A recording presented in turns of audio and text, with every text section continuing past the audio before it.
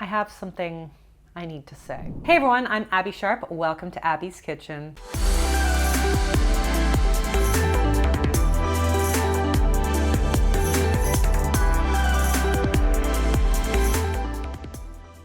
Today we'll be revisiting all-in enthusiast and fitness creator, your girl, Stephanie Buttermore. And you can pause the screen or look at the description to check out my disclaimer, including a trigger warning to those with current or previous experiences with disordered eating. We will be discussing disordered eating relapse, so feel free to skip this video if it's not supportive to your journey. And if you are not already subscribed, hit that subscribe button and follow me on TikTok and Instagram at Abbey's Kitchen. So if you follow my channel, you probably can hear that I'm a little worse for wear. My kids got me sick, as they do all the time. But other than that, you also probably know that I've discussed Stephanie a few times in the past, and I am admittedly a big fan of Stephanie and her vulnerability to share her recovery journey. I know that she's helped a lot of people who are struggling with the idea of weight gain or weight regain find peace with the messiness of the process. But I want to start off this video with a public apology. When I interviewed Greg Doucette about a year back or so, I failed to call him out for his mistreatment of Stephanie online. This was a huge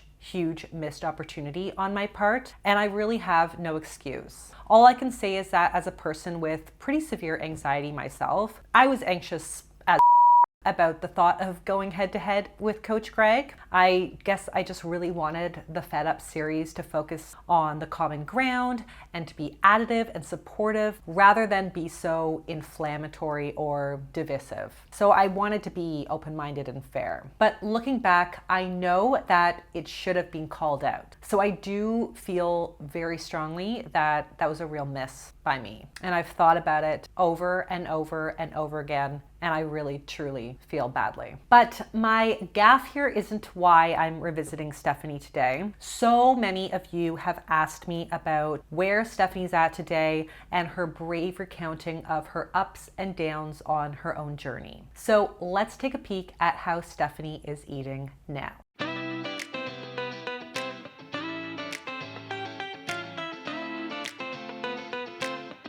Okay, so this looks delicious. And I know Steph has always been a huge Pez Science cake pop protein fan.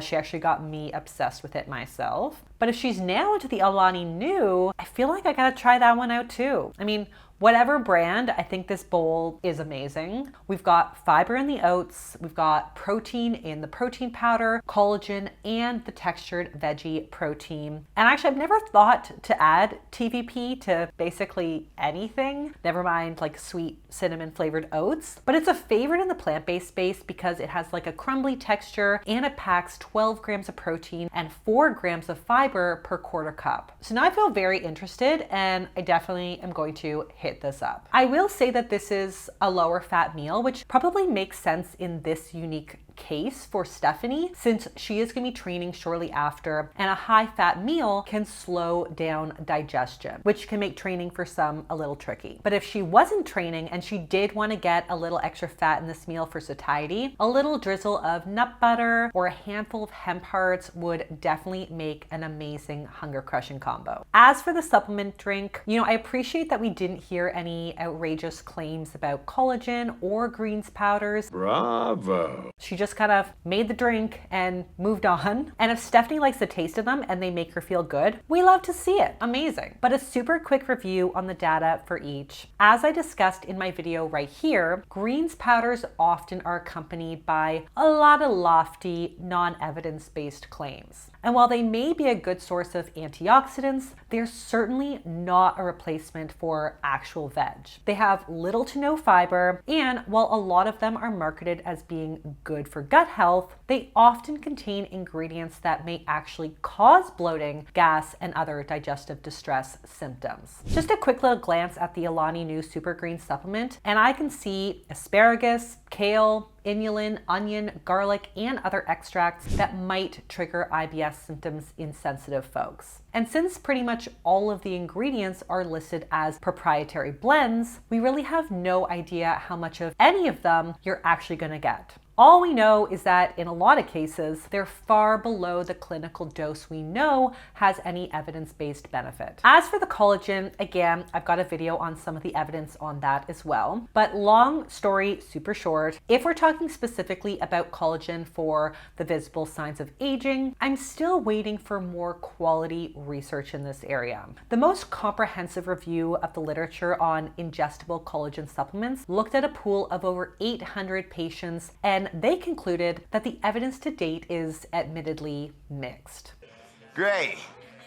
Some studies found no statistically significant improvements, and others found some benefits. Sometimes the benefits were objectively measured, and other times they had to rely on patients' subjective satisfaction. Not to mention, a lot of the studies that do find benefits are funded by the supplement companies themselves. So while there is a fair bit of data, none of it to date is super great. We also don't have much to suggest that the effects of collagen, which is a protein, is uniquely different for skin than any other source of protein, since collagen gets broken down into an amino acid called proline hydroxyproline in the gut anyway, and we're not actually that sure if it can even make it back specifically to the skin intact. So the jury is still out on whether or not the collagen in the drink is doing anything different that the protein powder in the oats isn't doing already. But again, there really wasn't any misinformation here, and there's no harm in extra antioxidants or satiating protein. So if it works for her,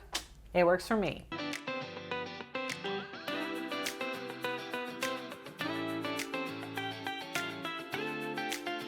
I'm drinking a protein fit shake. If I haven't already had one earlier in the day, then I usually don't have more than one, but I'll always have one after I work out. They're my fave. I have yet to try these shakes, but they do sound really, really, really good.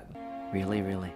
A bottle of the Lonnie New Fit Shake has 20 grams of protein, 10 grams of carbs, 3 grams of fiber, and 140 calories. So a solid high protein, lower calorie snack, and if they taste good, amazing. We love a convenient snack. I would say that depending on workout intensity and how long it ended up being before she could sit down to a full post-workout meal, she might want to add in like a piece of fruit for that glycogen and muscle recovery, since this is a lower carb shake. Having said that, she did have a solid breakfast with almost 100 grams of carbs shortly before, so it does make sense if this was just what her body needed to kind of get itself to lunch. Today I had to run a few errands, and then I had to come home and cook. So this is what I have for lunch. I love that we thought ahead and we knew that if we didn't have the shake earlier, we'd probably be pretty hangry by the time we sat down to lunch. I'm hungry. I have been there so many times, and that's usually when I panic and just eat a loaf of bread because I am too frantic to do anything with it. And this is a huge part of intuitive eating. Being able to proactively plan and nourish yourself with food, even if you're not that hungry in the moment, because you know that if you don't do that, you're gonna get overly hungry and uncomfortable. As for the meal, this looks insanely good. I don't know, I must be either low-key lazy or just drowning in motherhood and a pandemic, I don't know, but I am always so impressed when people cook a whole meal from scratch midday for lunch. I don't really remember the last time I did that, but it was definitely before I had kids. But I love that we've got lots of protein in the chicken, fiber in the veggies and rice, and some fat in the sauce and olive oil.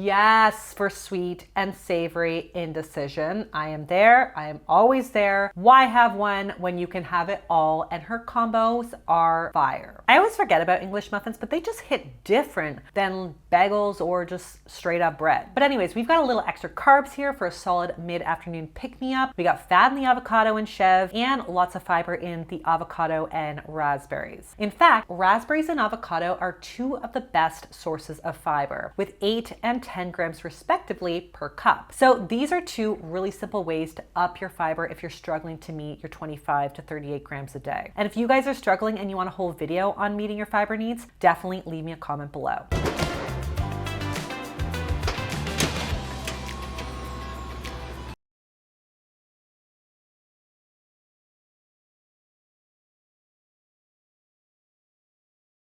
We are also team frozen pizza around here. It's not delivery, it's Delicio. I mean, I just think it's such a convenient staple for busy weeknights, and there are so many now that are just so generally well balanced. In the case of this barbecue chicken pizza, you're getting about 450 calories and 24 grams of protein in half the frozen pie, which I think is pretty good in my opinion. And while this is technically low in fiber, Stephanie's pre-dinner snack did have a solid 7 grams, and her breakfast and lunch together already hit 27 grams. So if she wasn't feeling any veg, she probably is already getting what her body needs in the day. But I know again how many messages I get from folks who struggle to meet those fiber needs. So if you want to amp up the satiety factor here, you could turn this pizza into a hunger crushing combo like I did in my video right here, and you could just serve it with a quickie baked salad or even just throw on some leftover veggies on top. So for dessert, I'm gonna have one of these strawberry mochi ice cream things. These are not ice cream filled, they're just gummy mochi. I sadly cannot say I've ever gotten into mochi. I don't know. I'm just not into the gummy gelatinous textures. That's just me. But ice cream I can do. Ice cream is kind of like the way to my heart a little bit. So yeah, I should probably give the frozen mochi a try. And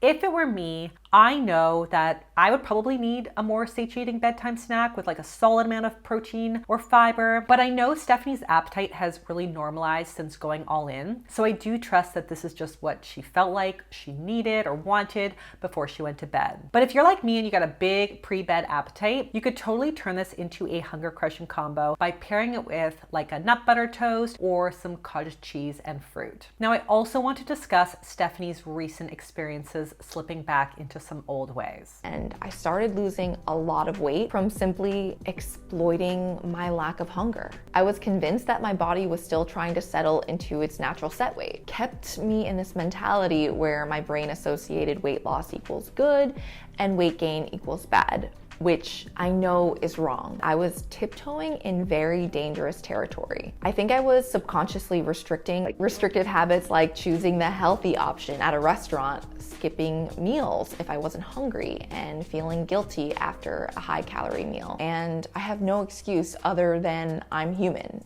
and a woman, and we can be really hard on ourselves. So first of all, I just want to acknowledge how incredibly brave I think Stephanie is. As a fellow content creator, I know how much we all want these kind of journey series to be presented as perfectly packaged stories with poster child happy endings. But Stephanie is one of the only creators that I watch who I feel keeps it truly real, even if it's messy as and it sets her up for potential criticism. As she further illuminates in this video, recovery from any restrictive behavior or mindset is never linear. It's not like a light switch we can just so easily switch off, especially when there's a potential anxiety trigger or disorder underneath. I know because my experience sounds remarkably similar. Like Stephanie, I've done a lot of work, and I actually have learned how to stop restricting food. But when I'm having a super anxious day, I am absolutely tempted to eat a lower calorie meal or to work out extra after a bigger meal or to judge my pooch belly in the mirror or to,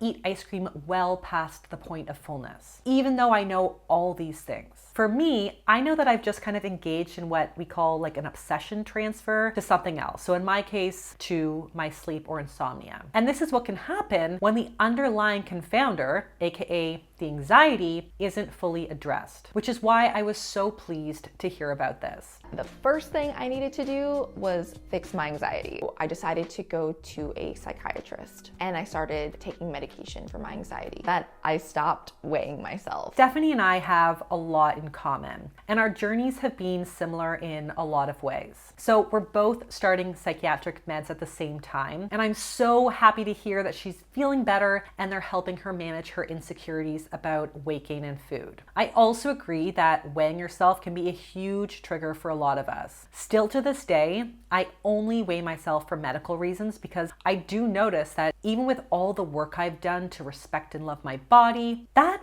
number still holds a lot of power on vulnerable days. So if I absolutely have to do it, I just make sure that I'm in a really good supportive place psychologically that day. I guess I just never thought of not showing my body because throughout the entire process of me gaining weight and when I was at my heaviest weight, I never got any complaints. On the contrary, I was praised for my bravery. But now showing the exact same thing, but in a smaller body, seems to upset people. So this is really an interesting point, and I'm glad that Stephanie posed this question because it's something that I also wonder about myself. When is it triggering or not triggering to post a body shot video? Perhaps seeing like a mid-size or less toned straight size body shots may be less intimidating to the average woman and therefore less likely to trigger thoughts of restriction or the temptation to over-exercise. But I also think that the context here is the most important thing. Personally, I have zero qualms about a woman wearing a crop top, just doing her thing, vlogging her day, regardless of her size. I think it's kind of sad that we need to call a woman brave for showing her body if it's not a toned size 2. But on the flip side, I also don't think that we need to chastise a woman for showing her body if it is the product of discipline. A body is a body is a body.